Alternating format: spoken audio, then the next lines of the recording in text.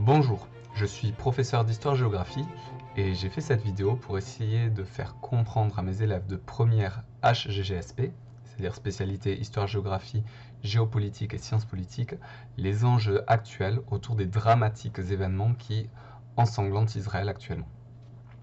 Alors, le conflit israélo-arabe ou israélo-palestinien est probablement l'un des conflits les plus difficiles à analyser. Je vais essayer dans cette vidéo de le faire le plus clairement possible sans me perdre dans les détails pour vous en redonner l'essentiel. Je précise que essayer de comprendre la situation actuelle n'est pas excuser les actes qui sont en train d'être commis de part et d'autre. Moi, je vous donne à comprendre et ensuite, libre à vous de vous faire votre jugement sur les forces en présence et les actions qu'elles commettent. Alors, tout d'abord, il faut savoir que l'actuel territoire de la Palestine, qui tient son nom d'une province de l'Empire romain, pendant longtemps était une possession de l'Empire ottoman. Cet Empire ottoman qui s'étendait de l'actuelle Turquie et même des Balkans en Europe jusqu'au Maghreb en englobant une large part de la Méditerranée. Eh bien, au sein de cet Empire ottoman, commence à se poser la question d'un peuplement juif. Puisque pour les Juifs, cette terre de Palestine est la terre promise, la terre qui leur est donnée par leur Dieu Yahvé, ce qui leur confère une sorte de légitimité sur ce territoire. C'est du moins l'opinion du juif hongrois Theodor Herzl, qui vécut de 1860 à 1904 et qui développa le sionisme. L'idée du sionisme, tout d'abord, c'était essayer de trouver un territoire où les Juifs soient majoritaires afin d'échapper aux persécutions qu'ils subissaient en Europe à cette époque-là. L'affaire Dreyfus, par exemple, fut un des éléments qui prouva à Herzl qu'il serait difficile pour les Juifs de s'insérer dans les sociétés européennes, même si d'autres Juifs l'ont interprété différemment, puisque lors de l'affaire Dreyfus, un militaire français de confession juive fut accusé à tort d'espionnage, et une moitié de l'opinion publique française voulut sa condamnation, alors qu'une autre prit sa défense avec des intellectuels comme Émile Zola. Au départ, la question de faire un territoire de peuplement juif en Palestine n'allait pas forcément de soi. Herzl hésitait, par exemple, pourquoi pas en Ouganda. On est alors dans le contexte de la colonisation, et les puissances européennes n'hésitent pas à s'attribuer des territoires, et donc à les peupler un petit peu comme bon leur semble. Quoi qu'il en soit, cet empire ottoman est vaincu durant la Première Guerre mondiale. Il s'est allié à l'Allemagne et à l'Empire d'Autriche-Hongrie, formant les empires centraux, et ils sont vaincus par les Alliés. Si bien qu'en 1919, lors du traité de Versailles, eh bien, les vainqueurs se partagent les restes de cet empire ottoman. Vous voyez là, par exemple, pour le nord, la France récupère la Syrie et le Liban qui deviennent des mandats. L'Irak va aux mains des Britanniques, de même que la Palestine et la Transjordanie. Donc, on va dire que de la Première à la Seconde Guerre mondiale, la Palestine est sous autorité britannique. Cependant, en 1945, les choses ont changé. Tout d'abord, il y a eu la Shoah, un terme hébreu signifiant la catastrophe, qui vit la mort de millions de Juifs en Europe du fait de la politique mise en place par les nazis. Dès lors, se pose la question pour les Juifs survivants à ce génocide de trouver un pays où ils seraient en sécurité. Et la Grande-Bretagne, qui du coup avait jusque-là le contrôle de la Palestine, propose de créer un foyer de peuplement juif en Palestine.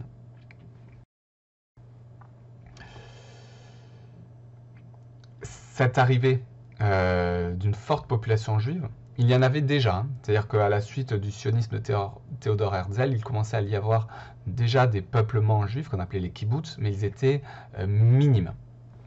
Là, on a un réel foyer de peuplement avec plusieurs millions d'individus et en fait un État juif qui commence à prendre naissance. L'affaire est donc transférée des Britanniques à l'ONU, l'ONU qui vient tout juste d'être créée, et qui propose le plan de partage suivant, avec un État juif que vous avez en clair et un État arabe en foncé, la ville de Jérusalem devant avoir un statut neutre.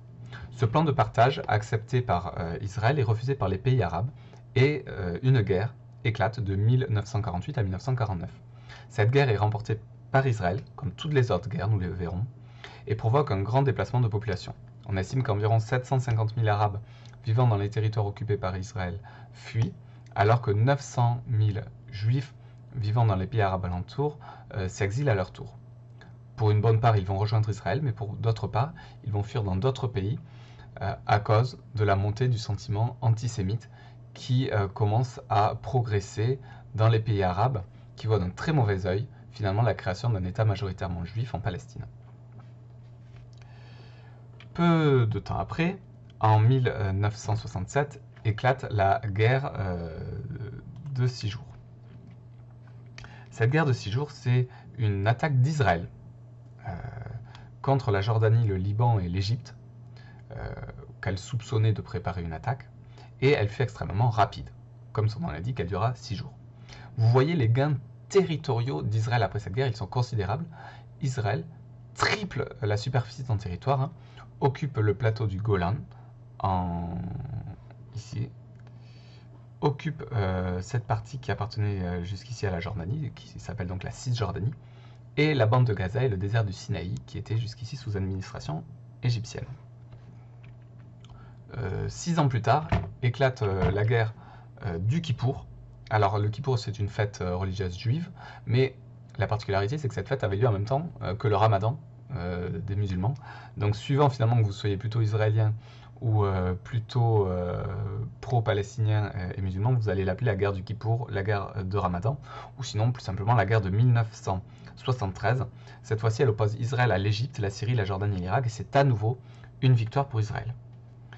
L'Égypte, voulant récupérer le désert du Sinaï et la bande de Gaza, accepte de signer un accord de paix avec Israël en 1979.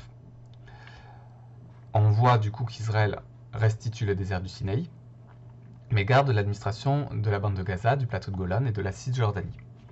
Ces accords de paix sont assez mal vécus par les sociétés arabes et notamment la société égyptienne, puisque le président égyptien de l'époque, Sadat, est assassiné 2 ans plus tard.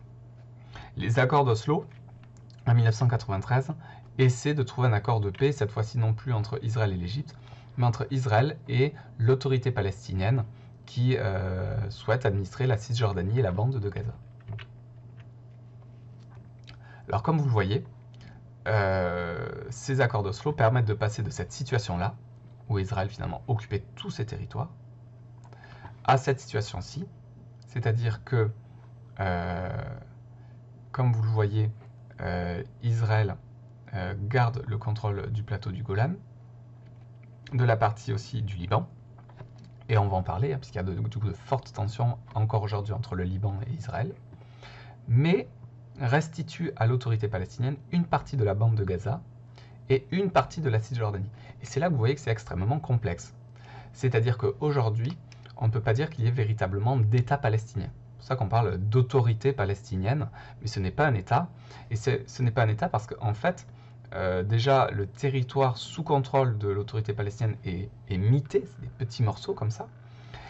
Et finalement, par exemple, pour la Cisjordanie, 50% du territoire de la Cisjordanie est sous gestion israélienne, 30% est sous gestion conjointe de l'autorité palestinienne et d'Israël, et 20% seulement n'est que sous l'autorité des Palestiniens. Donc, on a en quelque sorte une mainmise d'Israël sur ces territoires-là. Cette mainmise, elle est amplifiée par le fait que, au-delà des accords finalement de paix et des frontières que vous avez en vert, eh bien, des colons israéliens s'installent dans des territoires qui, normalement, seraient des territoires appartenant à la Cisjordanie, voulant en quelque sorte faire en sorte que ces territoires deviennent de fait des territoires israéliens. Vous imaginez que l'implantation de ces colonies est assez mal vécue par les Palestiniens, si bien que ce sont des territoires où il y a pas mal de tensions et où les troupes israéliennes défendent finalement les colons. Et c'est probablement l'absence d'une partie des troupes israéliennes occupées à défendre ces colonies en Cisjordanie qui a rendu la frontière avec la bande de Gaza si poreuse et si aisément traversable pour les groupes terroristes du Hamas. Alors, les Palestiniens qui finalement se sentent trahis par les pays arabes voisins, notamment l'Égypte, qui a signé l'accord de paix avec Israël, se lance dans des intifadas, un mot arabe signifiant soulèvement, où vous le voyez, l'idée est de s'en prendre à Israël avec des pierres, souvent des jeunes Palestiniens, des enfants qui s'en prennent. Ce sont des soulèvements assez violents qui montrent finalement une crispation entre la population palestinienne, qui voudrait la création d'un véritable État palestinien, et l'État d'Israël qui souhaite étendre sa domination et coloniser certains territoires qui n'étaient pas sous son contrôle auparavant. Un des gros enjeux des tensions de crispation entre Palestiniens et Israéliens, c'est le contrôle de Jérusalem. Normalement, on l'a vu, l'accord de paix prévoyait que la ville de Jérusalem soit une ville neutre sous mandat international. Et bien suite à la guerre de Kippour, Israël prend le contrôle de la totalité de la ville, Jérusalem-Ouest, mais aussi Jérusalem-Est. Or, c'est une ville sainte pour les musulmans, tout comme pour les juifs. Et on pourrait même ajouter pour les chrétiens. Mais particulièrement pour les juifs et pour les musulmans. Vous voyez ici, c'est ce qu'on appelle l'esplanade des mosquées, avec la mosquée Al-Aqsa, très importante, le dôme du rocher de cette mosquée, que le prophète se serait élevé vers le paradis, ce qui fait que pour l'islam, Jérusalem est la troisième ville sainte après la Mecque et Médine. Mais pour les juifs, ici il y a un mur que l'on appelle le mur des lamentations, car là vous aviez le mur d'enceinte du second temple de Jérusalem, qui fut détruit en 70 après Jésus-Christ par les Romains, et dont finalement le souvenir est marquant et est entretenu encore aujourd'hui par les juifs qui déposent finalement dans ces ruines des prières. Or, finalement, souvent le fait que des hommes politiques israéliens visitent l'esplanade des mosquées, ou le fait que des pèlerinages musulmans soient interdits sur l'esplanade des mosquées, vont créer des tensions. Alors, vont créer des tensions notamment de la part du Hamas. Et je vous ai expliqué ce qu'est le Hamas. Donc il y a deux groupes aujourd'hui qui prétendent, deux forces politiques qui prétendent représenter les Palestiniens. Le Hamas, qui est un parti islamiste, donc qui souhaite imposer la loi de l'islam à l'ensemble de la population, et le Fatah, qui se veut apolitique, gauche, centre-gauche, mais qui aussi, on le voit, a eu des liens avec le terrorisme, avec les branches armées, et vous voyez sur son logo la présence d'armes, la présence de grenades. Bon, et là vous voyez la présence du dôme de la mosquée Al-Aqsa, et surtout, regardez la carte là, derrière, il s'agit du territoire qui englobe la Palestine et l'État d'Israël. C'est-à-dire que le Hamas comme le Fatah prétendent vouloir la création d'un État palestinien qui engloberait l'actuel État d'Israël. C'est en ce sens-là que l'on peut dire que ce sont des partis politiques anti-sionistes, c'est-à-dire pour eux, l'État d'Israël n'a pas le droit à l'existence. Alors, que se passe-t-il? Eh bien, pendant longtemps, c'était le Fatah qui était majoritaire, qui est relativement modéré si on le compare au Hamas, qui est un parti islamiste considéré comme une organisation terroriste par un grand nombre d'États, et notamment par l'Union européenne. Mais depuis 2005, le Hamas est majoritaire et administre notamment la bande de Gaza, d'où les Israéliens se sont retirés. Et peut-être une des pistes d'explication qui pourrait expliquer pourquoi le Hamas a lancé ses attaques terroristes en Israël ces derniers jours serait pour définitivement prendre le pas sur le Fatah, sachant que le Fatah est dirigé par Mahmoud Abbas, qui est au pouvoir à la tête du Fatah depuis 2005, il y a 88 ans, et il y a aujourd'hui un enjeu de succession. Voilà, car il n'est plus en état de diriger. Il y a aussi le soutien des puissances chiites. L'islam est divisé en deux branches, les sunnites qui représentent 80% des musulmans et les chiites qui représentent 20% des musulmans dans le monde. Et bien paradoxalement, alors que le Hamas est un parti islamiste sunnite, eh bien il est soutenu par des mouvements chiites, le Hezbollah libanais, qui a encore envie de récupérer ses territoires du sud Liban, pris par Israël, et qui est un parti chiite au Liban. Vous savez aujourd'hui que le Liban est dans une situation très, très délicate d'affrontement politique fort et le pays est paralysé. Et puis vous avez surtout l'Iran, grande puissance chiite, qui a probablement aidé d'un point de vue logistique ou en fournissant des armes le Hamas à perpétrer ces attaques. Donc, si on récapitule, nous avons sur le territoire d'Israël d'énormes tensions, qui sont des tensions politiques liées au fait que Israël administre des territoires qui n'étaient pas prévus être sous son contrôle dans le partage de l'ONU, et que, en plus, la colonisation grignote petit à petit ces territoires censés être cisjordaniens. Ça, c'est l'enjeu politique et territorial.